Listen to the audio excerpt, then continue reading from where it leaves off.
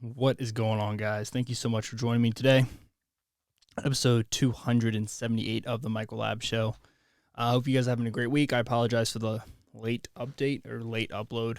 The video is going to be up on Wednesday, not Tuesday. I had an interview. Excuse me. I had an interview on Monday that went really well. I believe it went really well. It was an interview for a job that was in the fitness world. So kind of up my alley. Marketing, business consulting, growth in that world. It was a remote position. So it's a job that I'm hoping to get. It's a job I've interviewed for before. I didn't make the cut that time, but at the time I was interviewing for a position that was a little bit, required more, I guess, time or years in the fitness industry. I have a little bit of time. Obviously, I have, a number of years working out in the gym, a decade now. And then I worked in the gym for about 3 years as a front desk employee, as like a lead for sales and marketing for the sales team. And then I also did personal training and stuff like that. But I also worked in a time period where there was like two owners that came in, or one owner came in and bought from the other owner. So I kind of saw like the transition of that. So I really picked up a lot of valuable learning lessons. And I think the first interview that I did, the only thing I could think of why I didn't get moved on, why I didn't get hired, was just because of my experience. Like, I don't think it's as vast as some people who are looking for the specific job. But I was lucky enough to have a lady who interviewed me the first time. She actually reached back out to me, and she said, we have all these open positions. I would love to have you apply to them. So I got the email on Friday, and I was like, holy crap, because it's been like a rough go for like the last few months, especially like the last few months. It's been a rough go for me. Like, I've been trying, to hold it together, but it's hard, man, when you're not getting jobs. It's difficult, especially when you're applying and applying and applying and nothing comes through. So, and I had a really good interview proposition, I think about 3 weeks ago today. It was for a marketing job at a trucking company, but it was a Roanoke, and I am very much kind of set on my ways that I want to work remotely, which I think is like kind of an unpopular opinion these days, but that's what I want. That's kind of where I'm setting up my future to be working from my house, so that's kind of where I am in that area. So hopefully the next time you guys see me next week, I have a job, which would be amazing. DoorDashing is, I've had a lot of car trouble lately as well. I think last Tuesday or Wednesday, or last Monday, actually, I got in my car. And this was after I did the podcast. If this was before I did the podcast, you probably wouldn't got an episode last week. So like one thing that happens whenever you're DoorDashing is you got to back out of driveways, you got to pull into driveways, but especially backing out of driveways, you hit like a hard bump sometimes, even if you're going as slow as possible. People have, it's because it's like personal property right there, or it's like state property, I think like 6 feet in, at least in Maryland. And so people just like don't take care of their driveways, which is fine, it's whatever. But when you're DoorDashing, it's not.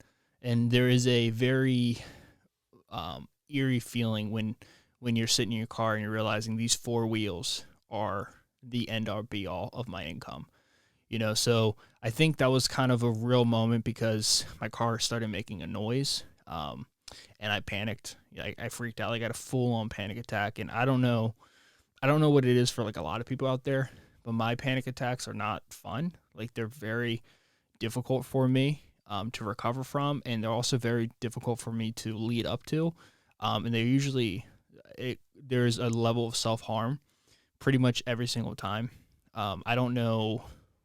I mean, I have an idea of the cause of that, but I haven't gone through with the process to get back the feedback that I think I would just kind of agree with what I have. But when I have a panic attack, it's self-harm. I freak out. I cry. I act like a child, and like it's weird because I manage my emotions really well, but whenever I have a panic attack, something just sets me off, and I just completely snap. And I know that's normal. Like, I know that's something that a lot of people do. Like, I know a lot of people have panic attacks. That's not what, you know, is scary about it. But like the self-harm thing really sucks because I don't know about you, but like punching yourself is not a fun feeling. You know, it's kind of, it's not fun. Obviously, the one is because it hurts. You know, it hurts. I'm a big guy. I'm like 200 pounds, and I work out like every day. So like when I punch myself, it sounds stupid, but it hurts, man. It's not ideal, to say the least. And on top of that, it like hurts, you know, when you feel that much stress, when you just bottle up that much stress. It's not a fun feeling. It's not a fun feeling for your partner. You know, it's not a fun feeling for me. So like in my head, I create like the worst possible scenario. I'm like, oh my God, my transmission is completely blown. I'm going to have to drop 10K to get this fixed. I might as well just sell this car and get a new car. You know, I have about $6,000 left on the payment plan. So like, let's just sell this car and let's just sell it for scraps. And I finally settle down after I punch myself repeatedly. And Taylor talks to me, and I take it we find a mechanic because we just moved here. So it's kind of, you know, we're in a situation where I don't know much about cars. She knows more than I do. But we don't have anyone around here that we can like trust to like refer us to a good mechanic or to like fix our car for us. And like mechanics can, you know, they kind of have a reputation of, I guess, being slimy, but, you know, overcharging people because they can, because people don't know what they're talking about. And when you're getting your car fixed, like Taylor brought up a great point, when you're getting your car fixed, all you're thinking about is getting your car fixed. Like, you're not thinking about how much it's going to cost. I mean, obviously, like, that's on your mind, but you just want to get it fixed, and you're not happy because nobody wants to go to the mechanic. Nobody goes to the mechanic because, like, they're trying to keep the car fresh. Like, they're going to the mechanic to fix a problem because they need the car as soon as possible. You know, so we had to find a mechanic, which was, you know, it wasn't that bad. You know, you live in 2022, so we went on Neighbors. I think it's called Neighborhood. It's a good app where basically Karens just get on and have tea and talk smack. But the good thing about Karens is they do give great advice. So we were able to hook up with a local mechanic around here. I brought my car to the place and I dropped it off, and it was just a loose gas flap, I think he said, on the bottom of my car that was vibrating whenever I would accelerate, and when I would turn, it would hit the side of the thing. Before that, I went to Valvoline to get my oil change because I thought it might have been that, and I was overdue an oil change by like 3,000 or 4,000 miles. They said there was something loose on the bottom because I know like they're not mechanics, or they might be, but like they just do oil. Like, their job is not to diagnose anything. But I said, if you could just, you know, check, if you see something like obvious, if you can just let me know. And they did. You know, they said that they saw a loose gas flap. The guy tightened it for me. I turned my car on because it was making noise when I was turning my car on. I turned it on and there was no noise. And I was like, oh my God, my car's fixed. As I left, I was accelerating, I was speeding up, and it was making it again. But it wasn't nearly as bad as before. So I'm like, okay, cool. The solution is this thing is just loose, right? They just need to tighten it more. I take it to the mechanic, and now it's doing it just a little bit, but not much at all. The guy said it was one of those things where it's like an aesthetic thing. But not, he didn't say aesthetic. He said, I forget the word he used, but basically what it translates to is it's not going to cause damage to my car. So it doesn't really make any noise right now. But the long story short is I avoided a crisis, right? But it did put things in perspective. I'm like, yo, I need to get something where I don't have to rely on my car like all the time. Like, that's a difficult place to be in because, you know, you make decent money door dashing, especially for where I live. But if your car goes down, you got nothing. You got nothing. I only make a few dollars on YouTube. I don't make enough to survive, like, by far. You know, so it was difficult when I gave up that really good paying job at the trucking company, the marketing job. It sucked, but I know what I wanted. So I was lucky enough last Friday to get an interview, and I'm hoping it goes well. We'll see. You know, I've been getting my hopes up. You just can't really, I mean, every time I get a new like interview opportunity, I tell myself, like, don't get your hopes up. Don't get your hopes up. Like, just do what you can do, and, things will work out if they're supposed to work out. So I put my best foot forward. But, whenever you do, it's probably like the 8th interview I've done within like the past 6 months, and each time you do an interview and it's over, you feel like immediately how it went. And I immediately felt like the first time I did an interview with this company, I was like, okay, that went really well. Like, I really thought I had the job. So when I got a no, I was, it was upsetting. But, they told me they'll keep me and, keep me on the list. And it was the first time a company ever reached back out to me. So anyways, long story short, I did the interview. I'm hoping it went well. If it went well, you'll be able to tell. If it went bad, you'll be able to tell. But, it is what it is. Whenever you're looking for like a niche position, like a remote gig, you're going to get a lot of no's. And I think that's just the reality of the situation. I think a lot of people my age are kind of in like a transition period in the life where they're going like, I don't really want to work in office anymore. And that's fine, but it's harder to get a remote position. There's a lot of scam positions and stuff like that. But, that's either near here or there. I had a few things I want to talk about today. The first thing I do want to mention real quick is if you guys are watching this on YouTube, if you just want to go on my YouTube channel, I uploaded a full day of eating, 200 grams of protein, which I think is something that, is something I've said it before, but it's something I'm going to start implementing again on the channel. The channel's been growing pretty well. I'm getting like 10 new subscribers a week, which is pretty good for me. It's nothing crazy. But it's because of the podcast and the YouTube shorts, which are money. YouTube shorts are, I might have talked about this before, but YouTube shorts, in my opinion, are coming for TikTok. And I think they're going to make a major move in 2023. I think TikTok's going to have to button itself up and really prepare to go to war with YouTube shorts. YouTube shorts just it has all the leverage. It has Google as the second biggest search engine. Google's the first biggest search engine. YouTube's the second. I don't know. It's gonna be fascinating, and I think TikTok has a lot of questions about safety, and I think our government's aware of that. And even though Google has the same thing, I'm pretty sure Google has this is just allegedly, but I would think they have like government contracts. So Google's not going to get shut down. YouTube's not going to get shut down. And all the eyes are on Google and YouTube. So it's just a matter of time before YouTube Shorts starts implementing ads, even if they're short ads. And then people are going to be making a lot more money on YouTube Shorts. People make more money, more creators are going to come in. If they're making more money on YouTube Shorts than you're making on TikTok, you're going to have a huge wave of TikTok people coming in on YouTube Shorts. So I think the future is YouTube Shorts. I also think vlogs are still here to stay, so that's why I'm starting up my vlogs again. I'm gonna try to do 2 a month. I gotta go back home. We're going back home this upcoming weekend. When we go back, I'm gonna make sure I get my vlogging camera. When I have my vlogging camera, I'm gonna start vlogging again. I have a lot to vlog. I really do. I've been running again. I've been doing about 40 minutes, 40 to 45 minute runs, about 4 days a week. I've been doing about a 30-minute jog 2 days a week. And then I'm doing the elliptical 1 day a week. Everything I'm doing is inside right now. I don't really know where to run in Roanoke, and where I live, there's not really any like running paths. I would have to drive to it. So it's just kind of hard to find time. But I definitely do want to get outside, start running. I'm getting back to that point where running feels easy again.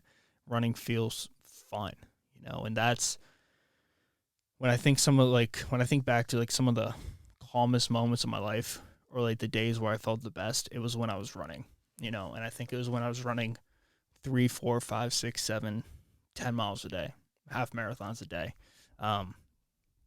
And I want to vlog that. I want to vlog my progress. I want to vlog my weight loss. I'm thinking about putting together like a little program right now and putting that up on my social media. Just because I think the way I'm doing it right now is the best way I've ever done it. I'm kind of trying to implement running 40 minutes a day. It's going to get up to probably about an hour and a half a day. And then still managing to work out heavy. I think in the gym right now, I'm putting up some crazy, like not crazy, but I'm putting up good numbers. I've been focusing so much on my deadlift. My deadlift, I'm pulling for me. I know this doesn't sound like a lot for a lot of people, but I'm pulling about 455 right now. 4 or 5 for like sets of three, and it's my form is better than ever, and it feels better than ever. And I'm also doing it at a point where I'm also dropping weight and I'm running, which is hard. Whenever you're running a decent amount, it's hard to manage working out in the gym consistently. When I was running last time, once I got up into like the 10-mile range or like the 8-mile range, you do that 2-3 times a week, it really takes it out of you. Takes it out of your legs. It's hard to do anything when your legs are beat up. It's obviously it's almost impossible to squat. It's hard to deadlift because your butt is so sore all the time.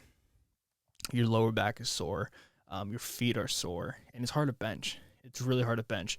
When I like, at least for me, whenever I am just not working out heavy, and whenever like cardio really increases, and I lose weight from my waist down, like if I lose a lot of muscle in my quads and my hamstrings, that's when my muscle starts going in my upper body. I'm strongest when my squats are by far the heaviest. If I'm squatting like 365, 4 or 5, everything else for me is really good. Like if I'm in the gym doing 315 for like sets of 6, 8, 10, 12, squatting, I can bench a lot of weight and I feel good. But I'm trying to find a balance right now. I'm trying to find a balance where I can still run 6, 7 days a week, 40 minutes, 30 minutes at a time, and also still maintain, if not put on muscle mass. And the way I'm doing this is I'm making sure I'm eating enough. Right now, my eating is pretty simple, and I want to do a vlog just to kind of take you through like a regular day of me trying to run bulk, or not bulk, but like run and get shredded and still feel strong. Because last time I lost a bunch of weight and I was just running, I felt horrible. Like I felt like a skeleton, and that's not ideal. I don't want to feel that way again. I want to get down to a weight where I feel comfortable, and I'm moving freely. But the way I'm doing that is every day I fast until about 10:30, and then I DoorDash in the morning. I come back around 8. We work out from about 8:30 to about 10 o'clock. That includes my lifting weights, so I run for about 40 minutes, and then I work out for about 40 minutes. So like on weights, and then when I get home, I eat. I make 10 eggs. I give Taylor like 2 or 3. I have like 7 or 8 eggs, a bagel, just about 40 grams of protein. When I get home, and then I don't eat all day for the rest of the day. And then I get home around like 6 o'clock.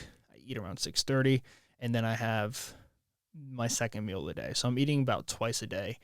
Sometimes I'll eat like an apple after my first meal, or like before I go to bed. I was having like oatmeal and protein powder.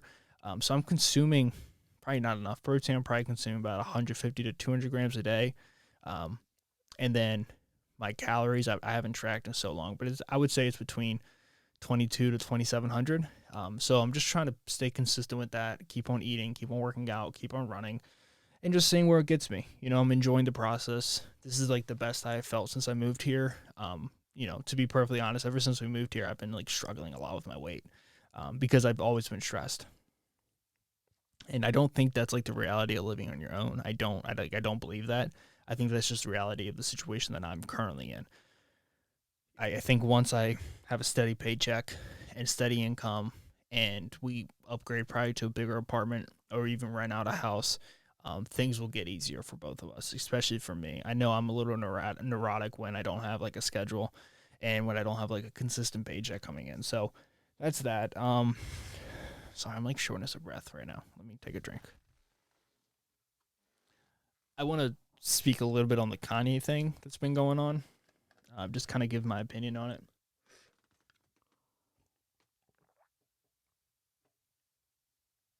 Um, okay, so I, this Kanye West, he is a. I'm trying to say this in like the most honest way. Um, He is a gentleman who came up in the rap world, right? He came up rapping, producing, signed with Jay-Z, made incredible albums, college dropout. Um, you know, he's very talented.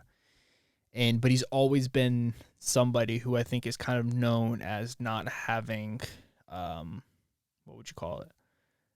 He doesn't really care about the image that he puts off, right? He's just kind of reckless with his words. He's kind of reckless with his actions. Um, and he takes on this personality of he's been held down and his voice is shut down. And I'm somebody who's very much I'm a freedom of speech absolutist, right? I believe that you should be allowed to say what you want to say when you want to say it. And the responsibility falls on to the consumer and the listener to decide if they don't like or they like the person. So that's kind of where I stand with all that. That's kind of how I felt with the Alex Jones thing. Is I feel like you should be allowed to say what you want to say when you want to say, but when it causes harm to other people, that's where you cross the lines, and that's what he did with the Sandy Hook thing. Everything else he says is reckless, is dangerous, but when he says what he said about Sandy Hook, it takes us to another level. He's causing harm to the parents of the children who passed away in the shooting. So that was kind of my stance on the Alex Jones thing. Everything he says should be allowed to be said, but there's repercussions when you say certain things, and that's how it should be. Because I think as a freedom of speech absolutist, that's kind of the stance I take. Kanye was really kind of, he's always been in the media with like the Taylor Swift thing, pushing her off stage, or saying Beyonce had the best video when he was hammered off of Hennessy, which is shown in the documentary. Kanye, when Donald Trump started running for office and he became a huge Trump fan, which is something that I don't have an issue with at all. Wearing a MAGA hat, I don't have an issue with people wearing MAGA hats. I don't have an issue with somebody voting for Trump. I don't have an issue with people supporting Donald Trump. I don't have an issue with that. Just the same way I don't have an issue with people supporting Hillary Clinton, Bernie Sanders. I don't have an issue with people supporting anybody. I really don't. Who am I to, I catch flack a lot on my podcast and like the clips I put out. And I think sometimes I kind of bring that on to myself, especially with like the last few clips I put out. I say things like Donald Trump sucks or he's an idiot. And I didn't even respond to the comments, but they were just filled with people like extremely mad at me. And I get it, and I kind of brought it on to myself, but that was, that's unfortunately, I guess I'm feeding into the machine. That was for the reactions I got were the kind of the reactions I were expecting, if not wanting. It was for marketing reasons, and then, I also put out something saying about Biden, and then that's just kind of the world that we live in. Like, short form media is the world that it's the stuff that gets shared, and that's what gets shared. And do I mean it all? No, I don't mean it all. Not when it comes to stuff like that. Do I think Trump's an idiot? Yeah, I do think he's an idiot, but you kind of get caught up. At least I have a few times. It doesn't affect me. It's just kind of fascinating how, if you go back on some of my posts, some of my podcasts, like in my old studio, I had a thin blue line behind me. I've been called a lot of things because of that. I've been called racist. I've been called like a Trump supporter, a MAGA guy, like a white supremacist. I've been called like a lot of these things because I support police officers. And I think that's kind of the world that Trump created. Trump created a world where if you support anything, you become all of that thing, all of that stereotype. And he did that when he would call the people on the left insane, like the loony left. And that kind of adopted this new wave of overgeneralizing and stereotyping that we currently live in, where if you have any type of symbolism that represents a group that's been made up, you become all of those things. in reality, I'm not a supremacist. I'm not a white supremacist. Um, I do not vote for Donald Trump. I'm not a uh, I'm not a Republican, right? I consider myself a liberal, which I think nowadays, if you're like a liberal, people make fun of that. People call like liberals just Republicans who want to smoke weed. It is what it is. I believe in freedom, right? I believe you should be able to do what you want, when you want, how you want. I think a woman has a right to kill a baby, a fetus. I do, with limitations. I think third trimester is crazy. I think after like 15 weeks, it gets a little, squirmy for me. Um, I believe you should be able to consume the drugs you want to consume, and if you die, you die. Uh, but you should be aware of the drugs that you're consuming. If you want to smoke weed, smoke weed. If you want to do cocaine, do cocaine. If you want to do heroin, do heroin. But I don't think there should be the risk of fentanyl, which is the reason why I think it should be legal. If it's legal, it would be produced properly, and you wouldn't have to get fentanyl off the streets. Everything would be made from companies, so there would be a whole quality check that goes into it. You're not going to stop people from doing drugs. It's never going to happen. We try to do that with alcohol. That never worked. Like that, it just doesn't work that way. You can't stop people from drinking. You can't stop people from doing drugs. You can't stop an adult from anything if they want to do it. And I think we kind of get in like this weird spot in America where we think that like if we say no you can't or yes you can, that's the rule. Like if like in a lot of states where women are not allowed to get abortions, well, yeah, some of them may not be able to get abortions now, but a lot of them are still going to get abortions. And that's dangerous because now you're putting women at risk to lose their lives because now in order to get an abortion, they got to do it in a improper, non-medical environment. And you can't make a law on somebody's actions. Like just because murder is illegal doesn't mean murders don't happen. And we know that. Like we know that murder is illegal. But as I'm doing this podcast, there's been a number of murders already in this country. So that's kind of like that's kind of like, but I guess I'm just responding to, I experienced that, on a much smaller level, but people make these rash assumptions about me. I don't play into it though. I don't argue. It is, I think that's what people do. I think there's a population of the internet that spends its time on social media going after people who they deem to be inappropriate or they deem to be somebody who has less than opinions on things. And is that the type of person I am? No. Is that the person I want to be? No. Is that the person that I'm going to be? No. But that's whenever you put yourself into the limelight, that's kind of what you expect. Like I expect that. I expect to get, 50 dislikes and 100 likes on a short.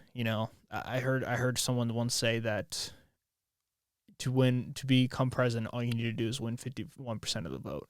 So only 51% of the people are going to like you. And I think the more honest, the more people have like a split decision on you as a person, I think you're being honest with yourself. That's not to say I don't put things out sometimes that are just for views. That's marketing.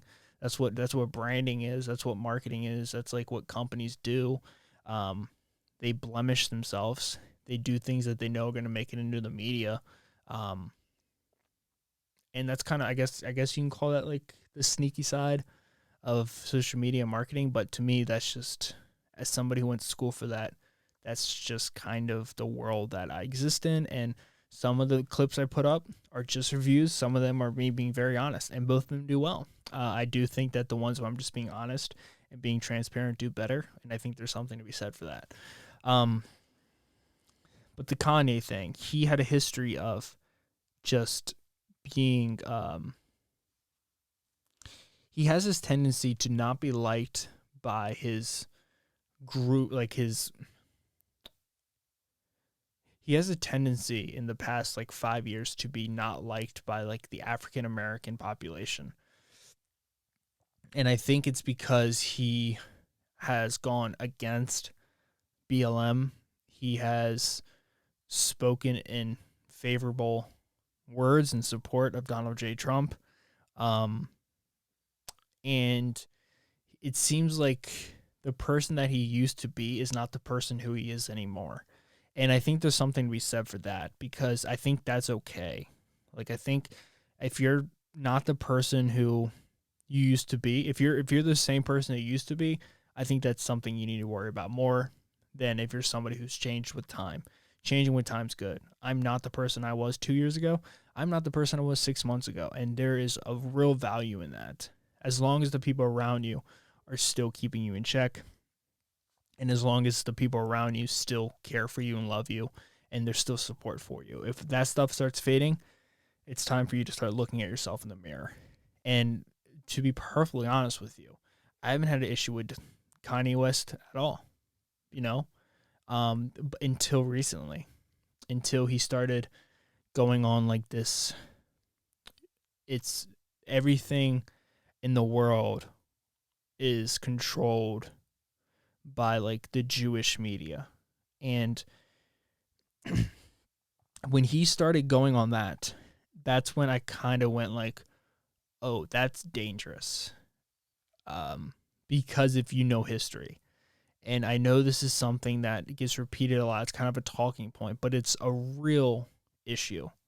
I was listening to a podcast. This gentleman was saying how whenever things start going bad in the world, there's always a scapegoat. There's always, and I'm talking money. Whenever money starts having an issue in this world, there's always a scapegoat, right? And I mean, you're seeing it in this country alone. Like Joe Biden is a scapegoat. A lot of people who are huge proponents of Donald Trump say that this situation we're in is only because Joe Biden's president. It wouldn't be like this if Donald Trump was president. That's not true. Like, a recession was going to happen. Gas prices were going to go up. Donald Trump wasn't going to stop inflation. It was the reality of, it's a reality of economies. There's recessions, there's growth periods. There's recessions, there's growth periods. You don't have growth periods without recessions. And when you put $6 trillion into the economy, you're going to have a moment where there's too much money and inflation is going to go through the roof. But, Joe Biden has kind of been the man walking around with all the arrows in his back because he has taken the blame on so many things. And do I blame him for a lot of things? Yeah, I do. Do I think he's, kind of acting as a president for votes right now? Yeah, I do. I don't like what he's doing with gas. I don't like the idea that he's just releasing barrels of gas like there's an unlimited supply, because he wants to say that he dropped gas prices by $1 so he can win votes. And I think people are starting to wake up to that. I think people are starting to realize that everything right now that the federal government's doing is to basically just win votes for the midterms, and a lot of stuff is happening. I saw in New York City that there's a real possibility that the new governor in New York, the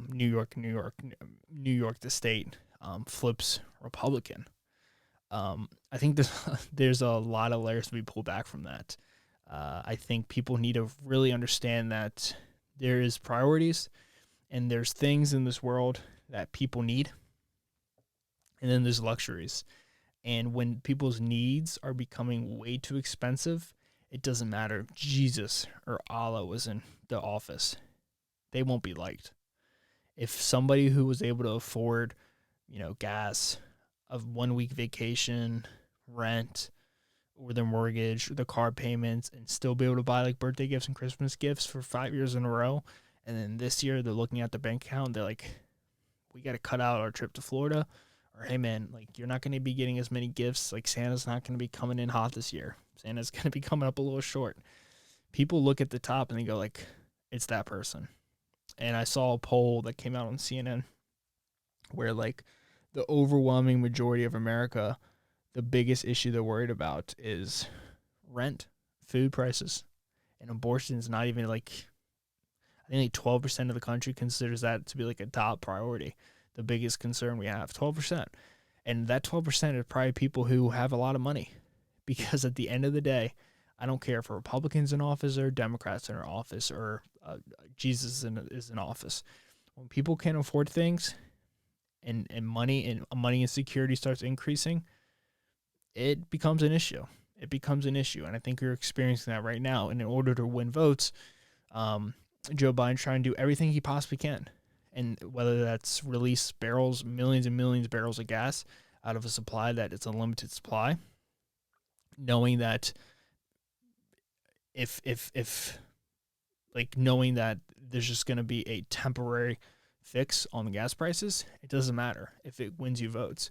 If you are trying to pass a student loan relief package, so you give money, you cut money off of what people have to pay for their student loans, and you know you legally can't do that. I'm going to pull up an article real quick right here. Student loan. Student loan. I'm pretty sure. Yeah. Here you go. So this is from USA Today. Because I think I was saying this when it got passed. I could be wrong, but what he did was unconstitutional. Joe Biden doesn't have the right to just put laws into effect like that. Like, he can't do that.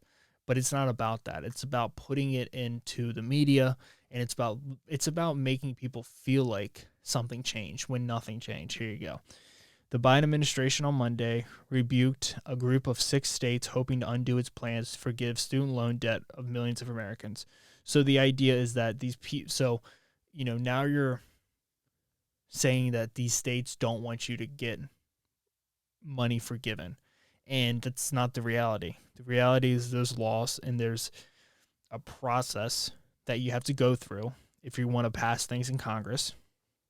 And you can't just skip them because you want votes. But it's going to be made out to be they don't want to help you.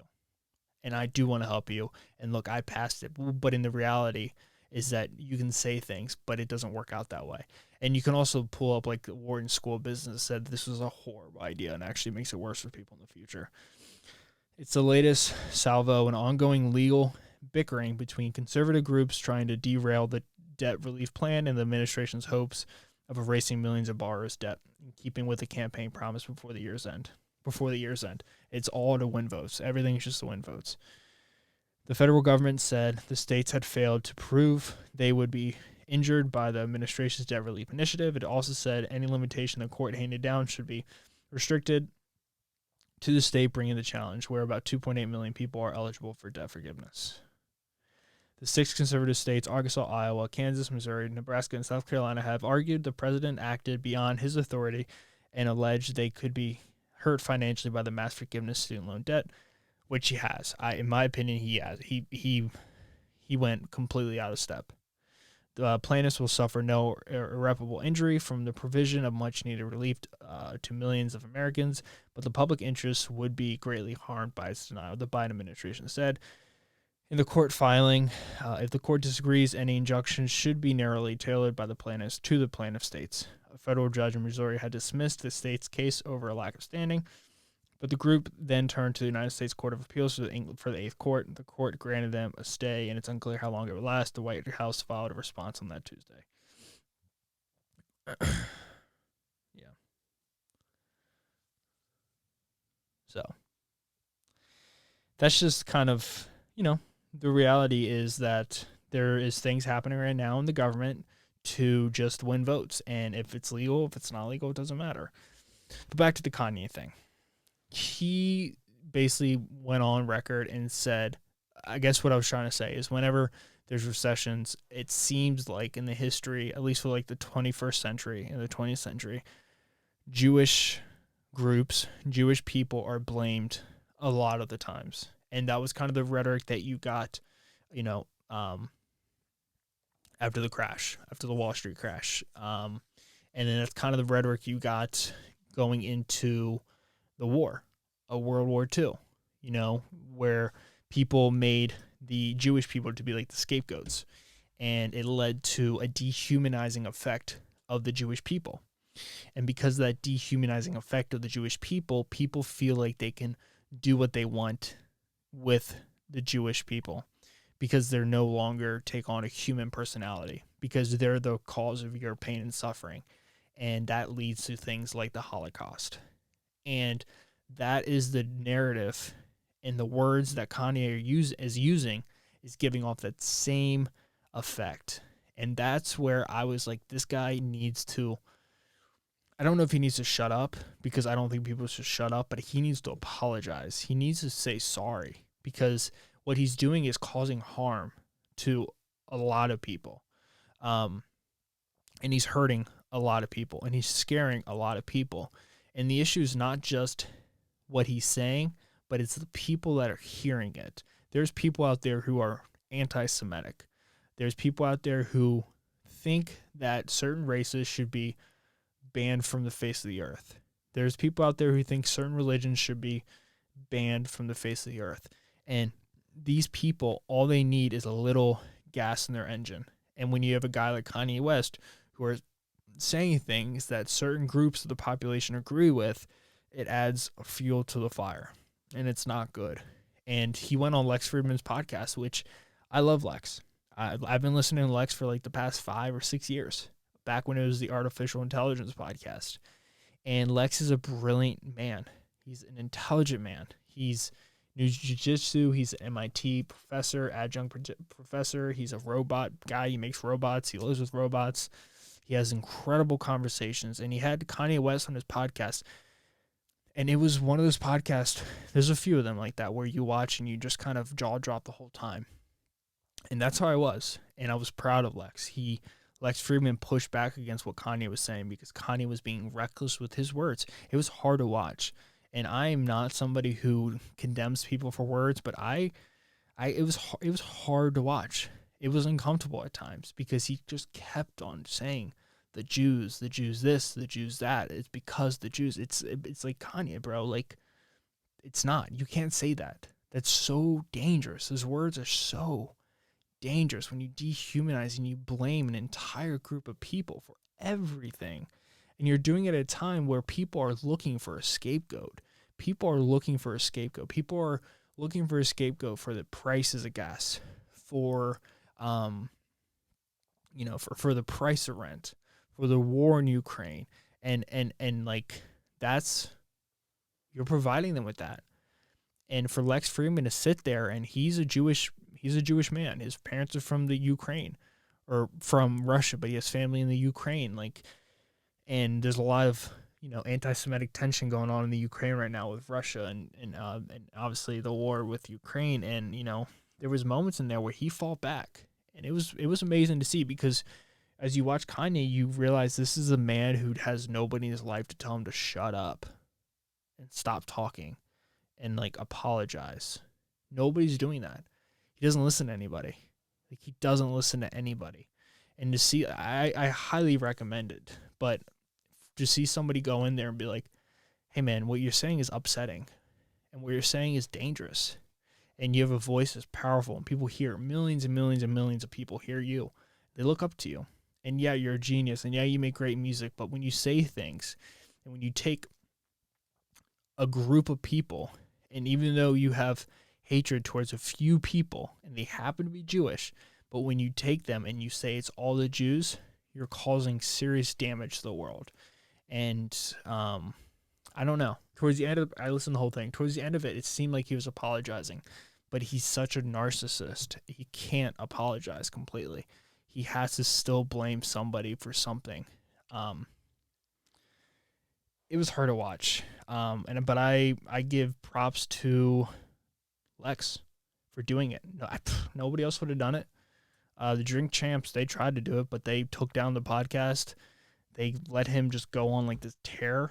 Like, Kanye just goes on tears, right? He calls himself a free thinker, but he's a dangerous speaker. He may be free thinking, but the words that he puts out into the world sometimes are very dangerous. And it's hard because, like, his music is incredible, and he's such a culture icon, but it's hard when people that you really like mess up, and that's, it seems like everyone I watch has gone through that. Chris D'Elia, Brian Callen, Joe Rogan, Morgan Wallen, Kanye West. It's like they just, I don't know. But yeah, guys, that's all I really got to cover today. I guess I could. Here's my bold statement for the day. Taylor Swift, her latest album, in my opinion, was not that good. I don't know what it is, but for me, maybe it's because I'm old, but like the Taylor Swift that I really like is the Taylor Swift that was like Teardrops on My Guitar. I just love like sad music. I love like slow music. That's kind of my jam, and like this music when it's like when you're going after people and you're calling people out and you're calling yourself a man and you're like, oh, let's get it. It's not really my jam, I'm not even in it when dudes do it. It's just not really for me. I like that sad music where you can like listen to, like I listen to a lot of Cap Carter. He's incredible. I found him on TikTok. I listen to him all the time. He has, not many songs, but he's going to put out an album hopefully sooner than later. But that was kind of my quick um, review of the album. I could go deeper, but it's not the best. I wasn't a big fan of it. I respect her. She's extremely talented, but that Teardrops on Guitar album was just amazing. But yeah, guys. So I'll let you guys know about the job interview. Hopefully it went well. I'm going to go back home and see my parents this weekend to celebrate Taylor's birthday with her family. I'm going to get together with one of my buddies, hopefully have dinner with him at my parents' house, and I'm just going to chill out. Next week, I'll probably put up an episode on Wednesday. It most likely won't be on Tuesday because I will be out of town until Tuesday. We're going to be leaving Tuesday morning. So, and then hopefully there's a vlog next Friday. I'm going to try to do like a vlog going back home. So, yeah. If you guys can go ahead and like and put on that notification bell on YouTube, that helps tremendously. If you guys are on Spotify, if you can leave it a 5-star review. If you guys are on Apple, leave it a written review and a 5-star review. And then follow my Instagram, TikTok, and all that good stuff. Thank you guys so much. Have a beautiful week. Happy Halloween. And I'll see you guys on November. Peace out.